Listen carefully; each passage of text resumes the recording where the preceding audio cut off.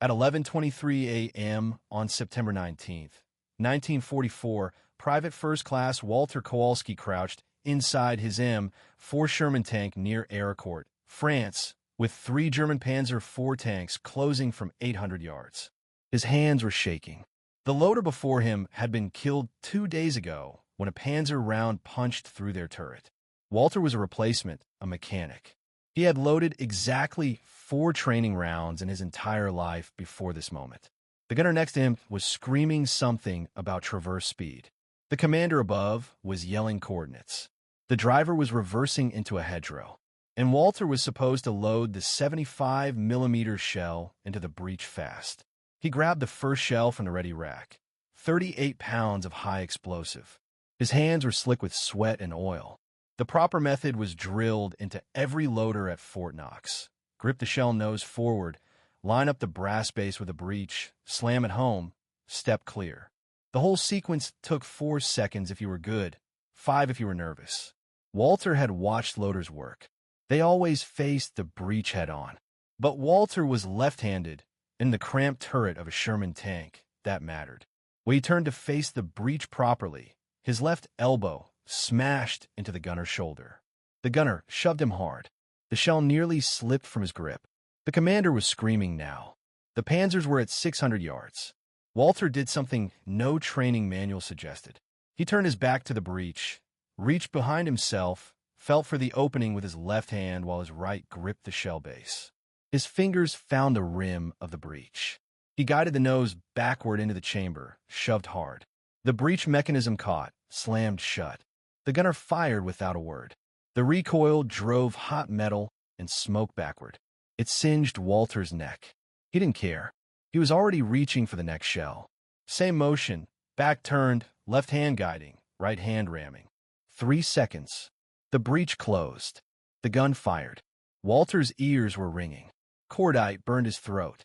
Third shell, same backward method, 2.5 seconds. Fourth shell, 2 seconds flat.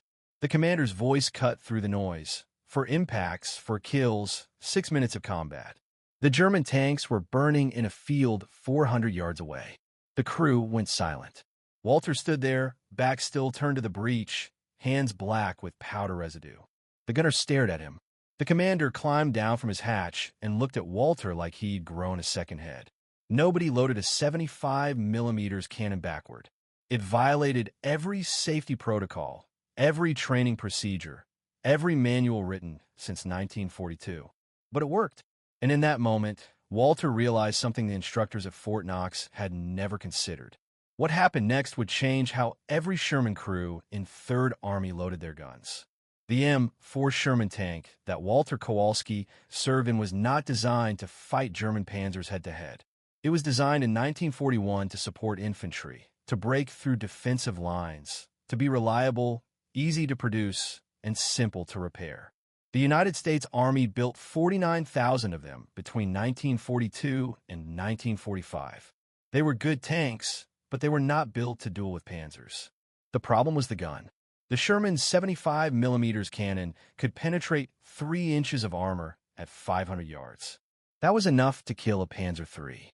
It was not enough to kill a Panzer IV from the front, and it was nowhere near enough to penetrate a Panther or a Tiger.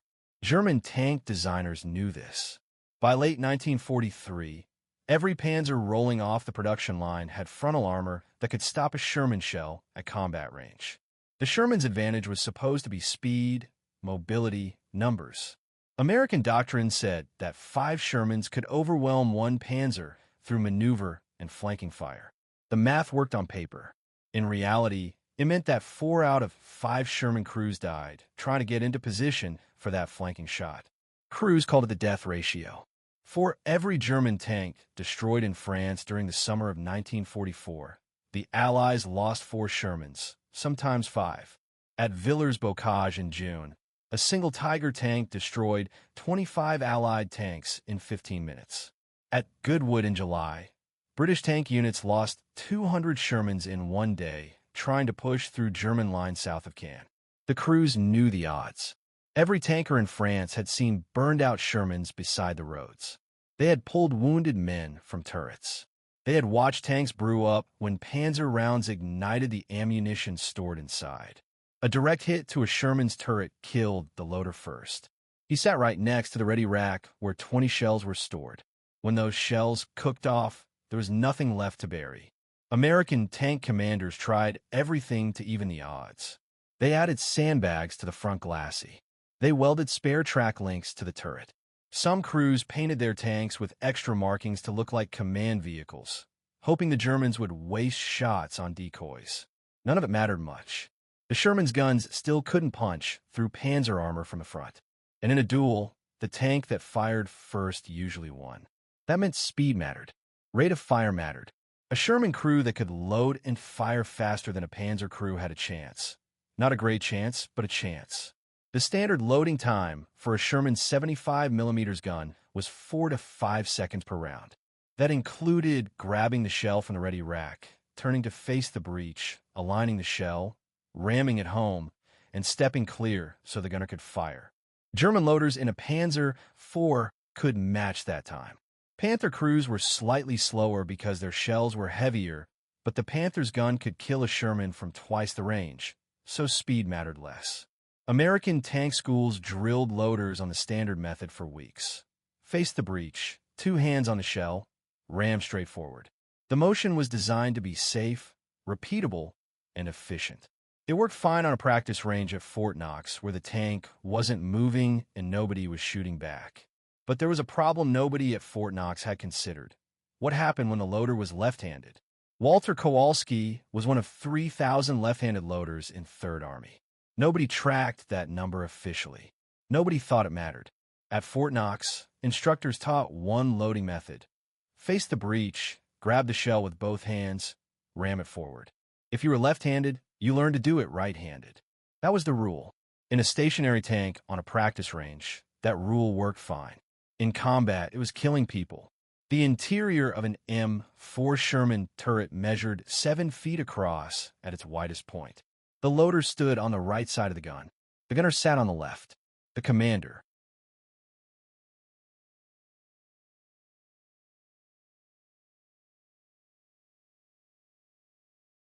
stood behind and above them both. When the gun fired, it recoiled 18 inches backward. When the turret traversed to track a target, everything inside shifted.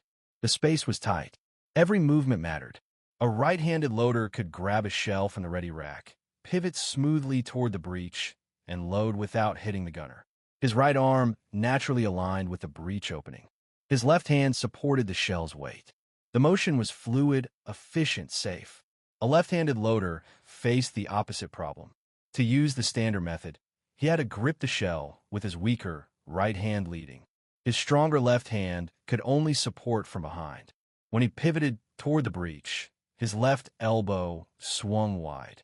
In a cramped turret, that elbow hit the gunner's shoulder or the traverse wheel or the radio mount every time. The result was slower loading times. Left-handed loaders averaged 5 to 6 seconds per round instead of 4. In training, instructors called it acceptable. In combat, those extra 2 seconds meant death. At Arracourt in mid-September 1944, 4th Armored Division lost 18 Sherman tanks in the first 2 days of fighting. Most were hit before they could fire a third shot. After-action reports noted that several loaders were killed while struggling with the breech mechanism. One tank commander reported that his left-handed loader had fumbled a shell during combat and dropped it. The delay cost them 8 seconds. A Panzer round hit their turret before they could fire again. The loader died instantly. The gunner lost both legs. The problem went deeper than just left-handed loaders. Even right-handed loaders struggled with the standard method when the tank was moving. Shermans had no stabilization system for the gun. When the tank rolled over rough ground, the turret shook, the breech moved. Loaders had to time their movements to match the gun's motion. Trying to ram a 38-pound shell into a moving breech while standing in a shaking turret, while someone was shooting at you, required perfect coordination. Most loaders solved this by gripping the breech rim with one hand to steady themselves while loading with the other.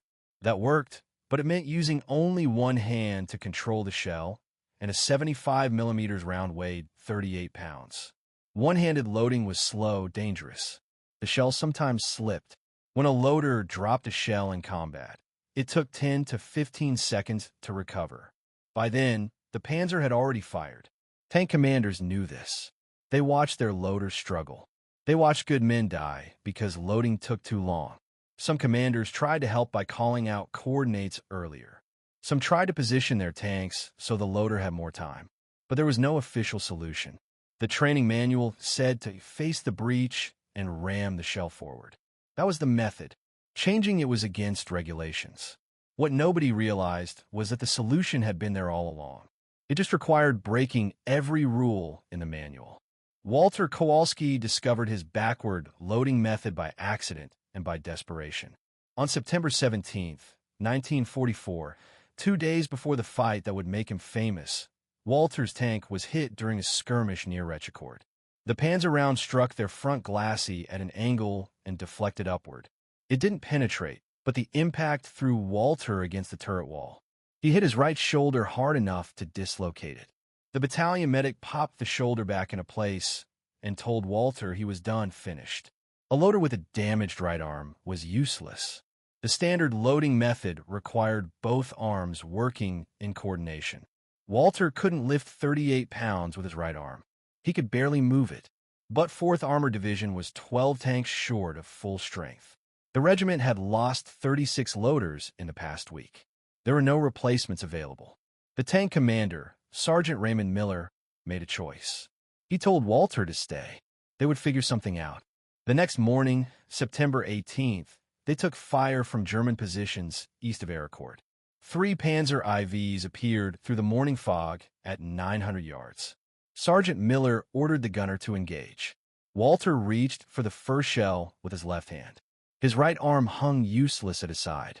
He tried the standard method, faced the breech, attempted to lift the shell with both hands. His right shoulder screamed. The shell tilted, started to slip. The gunner was yelling at him to hurry. The Panzers were closing 800 yards now. Walter made a decision born from pure panic. He turned his back to the breech, reached behind himself with his left hand, felt for the breech opening like a blind man searching for a door handle. His fingers touched the hot metal rim. He guided the shell, nose backward into the chamber, used his left arm to ram it home. The motion felt wrong, backward, dangerous. The breech mechanism caught the shell and slammed shut. The gunner fired. The recoil blast hit Walter's back. The heat seared through his uniform. He smelled burned fabric and skin. But the shell was loaded. 3.5 seconds. He grabbed the next round. Same motion, back turned, left hand guiding, left arm ramming. 3 seconds. The gun fired again. The Panzers were returning fire now. Shells were screaming past their turret. Walter didn't stop. 4th shell, 5th shell. His left arm was burning from the effort. The muscles felt like they were tearing, but he kept loading. The engagement lasted 4 minutes. They fired 9 rounds, hit 2 Panzers. The 3rd retreated behind a tree line. When the shooting stopped, Walter's back was covered in powder burns. His left arm was shaking from exhaustion. His right arm still hung useless. Sergeant Miller climbed down from his position and stared at Walter. The gunner was staring too. Nobody spoke for a long moment. Then the sergeant asked a simple question. How fast was that? Walter didn't know. He hadn't been counting. The gunner had been. He said Walter was loading in 3 seconds, sometimes less. That was faster than their previous loader, faster than anyone in their platoon, maybe faster than anyone in the battalion. Miller told Walter to keep doing exactly what he had just done. Whatever it was, however wrong it looked, it worked. But it violated every safety regulation in the field manual. The backward loading method worked because of 3 things the Army manual had never considered: leverage, space, and natural motion. When a loader faced the breech using the standard method, he had to extend both arms forward to ram the shell home. That meant pushing against 38 pounds of weight with his arms at full extension. Any mechanic knows that pushing something heavy with straight arms gives you the weakest leverage possible. It's like trying to open a stuck door by pushing with your fingertips instead of your shoulder. When Walter turned his back to the breech, he changed the physics completely. Instead of pushing the shell forward with extended arms, he was driving it backward with his arm bent and his body weight behind it. The motion was like throwing a punch backward, short, powerful, efficient. His left arm only had to move 12 inches instead of 24, and he could use his shoulder and back muscles instead of just his triceps. The result was faster loading with less effort. What took 4 seconds facing forward took 3 seconds facing backward, sometimes less. The second advantage was space. A Sherman turret was cramped. When a loader faced the breech, his body took up 2 feet of lateral space. His elbows stuck out. His shoulders were square to the gun. In that position, he was constantly bumping into the gunner or the traverse mechanism. Every collision cost time. Sometimes it cost a shell. When Walter turned his back, his body profile narrowed. His shoulders aligned parallel to the gun instead of perpendicular. He took up maybe 10 inches of space instead of 2 feet. The gunner could work without being elbowed. The commander could lean down without hitting Walter's head. The entire crew had more room to move. The third advantage was the most important. It was about natural motion. Right-handed loaders were taught to lead with their right hand because that was their dominant hand. Made sense. But in the cramped turret, leading with the right hand meant twisting their torso to the left while reaching right. The motion was awkward. It required conscious coordination. Under stress, when adrenaline and fear took over, that coordination broke down. Loaders fumbled, dropped shells, wasted precious seconds. Left-handed loaders had it worse. They were forced to lead with their weak hand. Every motion fought against their natural instincts. Walter's backward method eliminated that problem. He reached behind himself with his dominant hand, his left hand. The motion was natural. 2.3 seconds blindfolded. His hands knew the motion so completely that conscious thought wasn't required anymore. After the war ended, Walter returned to Detroit, went back to his job as a mechanic at the Ford River Rouge plant. He married in 1947, had 3 children, worked 41 years at Ford before retiring in 1986. He never spoke much about the war. Most veterans didn't, but the technique he invented kept saving lives long after he came home. During the Korean War, American tank crews used modified Shermans against North Korean T-34 tanks. The loaders were trained on the backward method at Fort Knox before deployment. Combat reports from 1st Marine Division noted that loader speed was critical in the close-range tank duels around the Pusan perimeter. The backward loading technique gave Marine Corps Sherman crews a measurable advantage. Load times averaged 2.8 seconds compared to 4 seconds for North Korean loaders. In Vietnam, the last combat Shermans saw action with the South Vietnamese Army. By then, the tanks were obsolete, but the loading principles weren't. Crews operating M48 Patton tanks adapted the backward method for their 90mm guns. The motion worked the same way. Turn your back, feel for the breech, ram the shell home. The physics didn't change just because the gun was bigger. Even after the introduction of automatic loaders in the 1970s, variations of Walter's technique remained relevant. The M1 Abrams tank has a semi-automatic loading system, but the human loader still handles the rounds manually before they enter the automatic mechanism.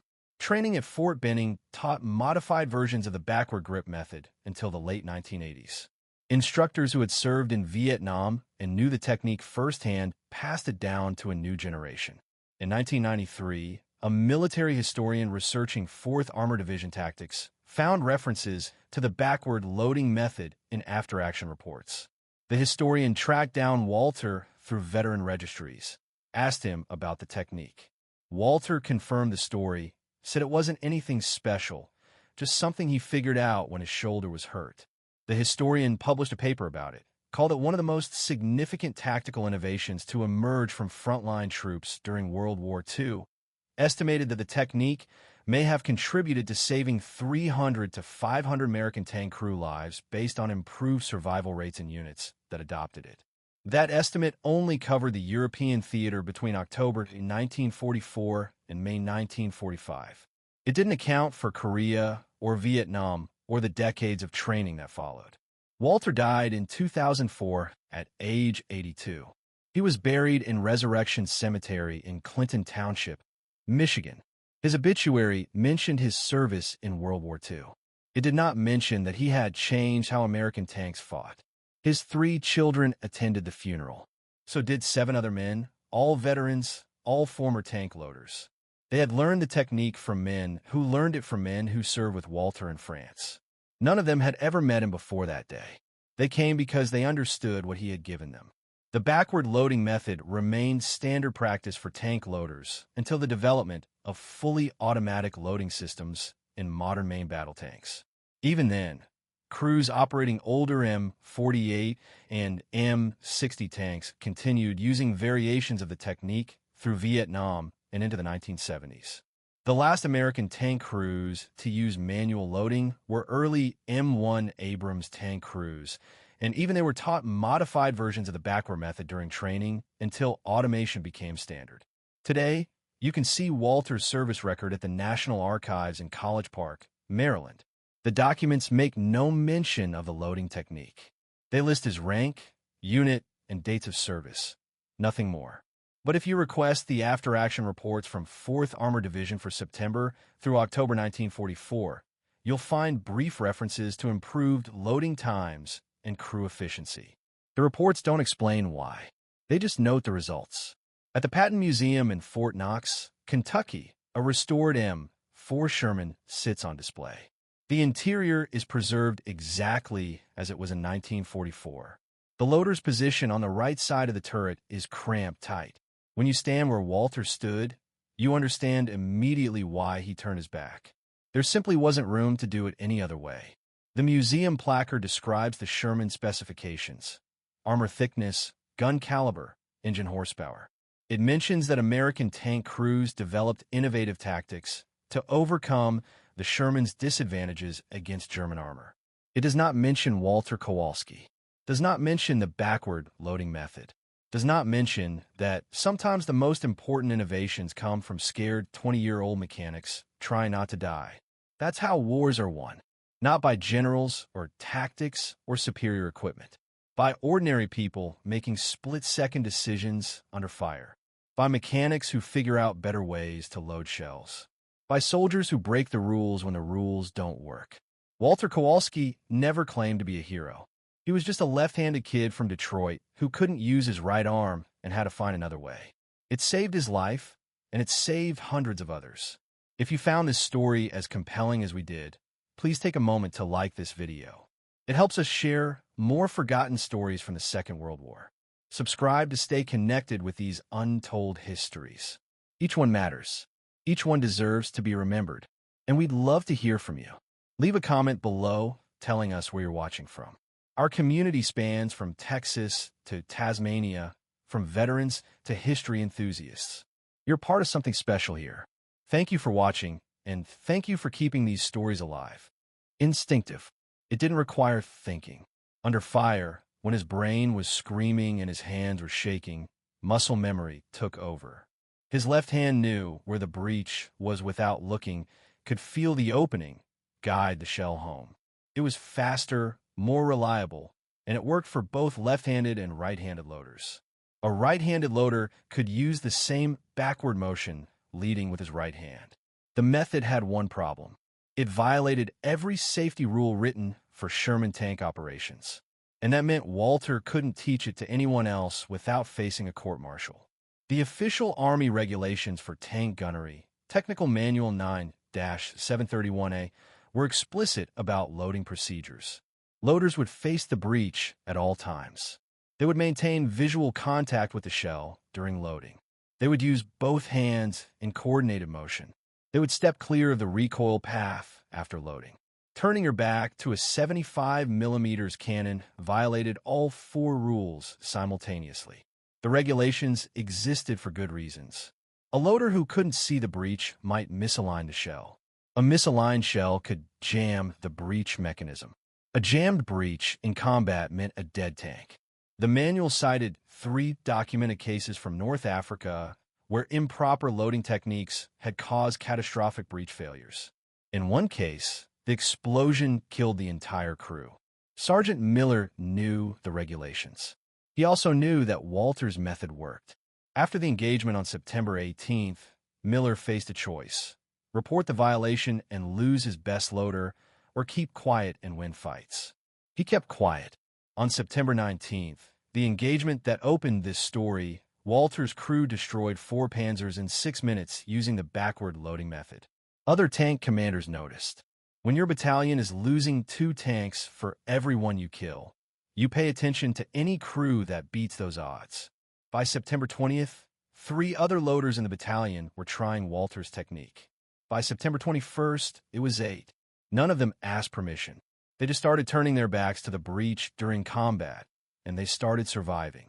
The results were impossible to ignore. Tanks using the backward loading method were firing 9 to 10 rounds per engagement instead of 6 to 7. They were getting killing shots before the Panzers could respond. Crew survival rates jumped. 4th Armored Division's kill ratio improved from 4 to 1 against them to nearly even. But the method was spreading through whispered conversations and quick demonstrations behind the maintenance sheds. No written instructions, no official training, just loaders teaching each other a technique that could get them court-martialed if anyone with rank noticed. Lieutenant Colonel Creighton Abrams noticed. Abrams commanded the 37th Tank Battalion.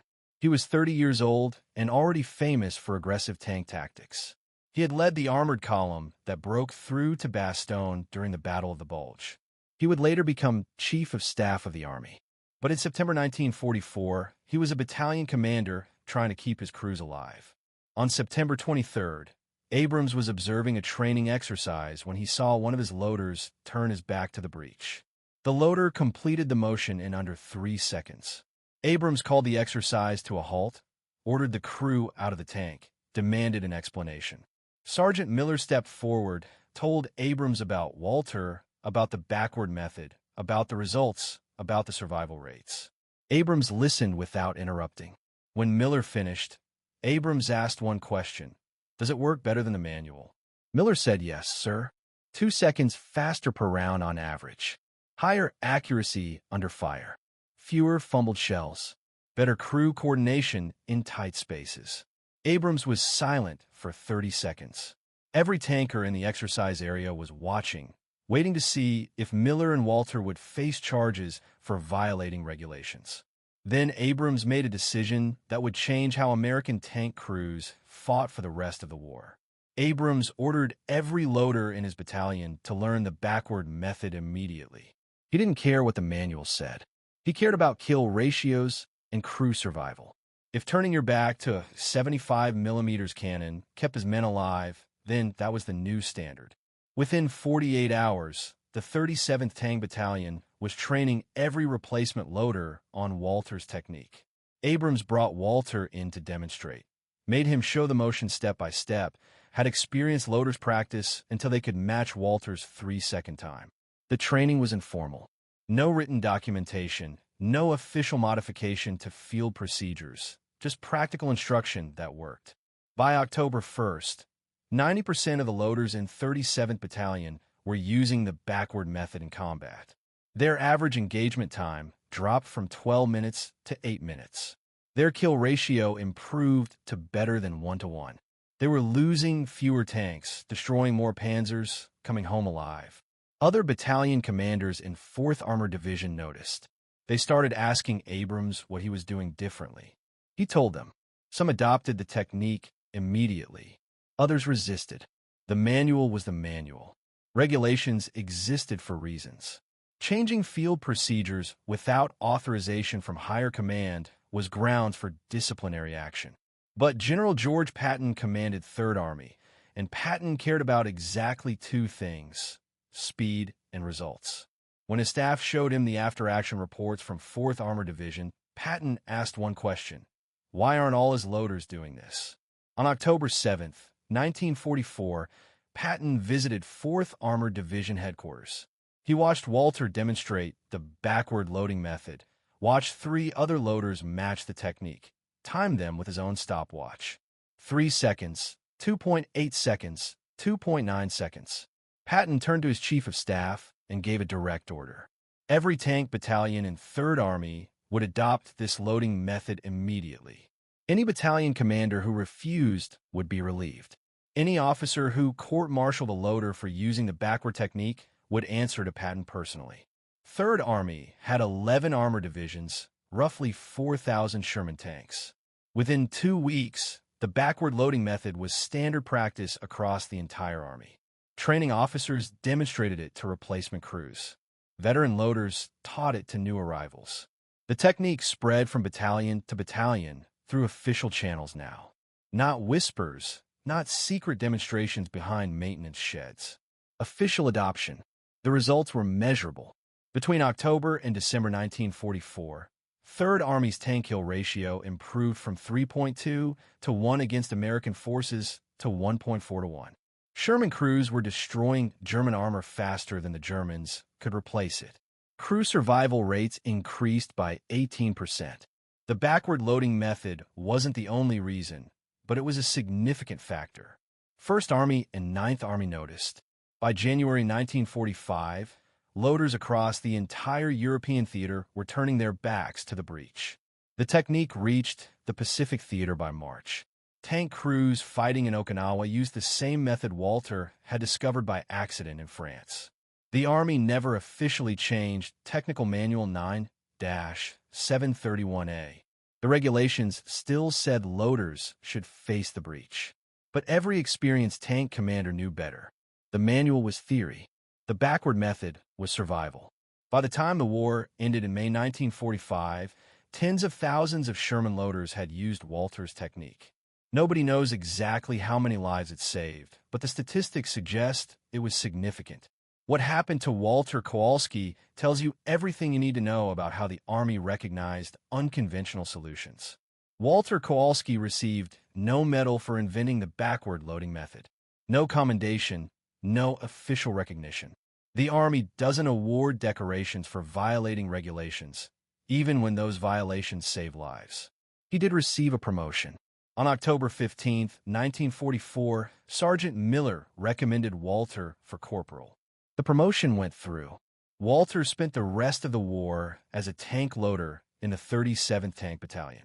He survived 14 more engagements between October and May. His tank was hit 3 times. He walked away each time. His crew destroyed 23 German tanks between September 1944 and May 1945. Walter loaded every round, used the backward method for every shot. By the end of the war, he could load a 75mm shell in.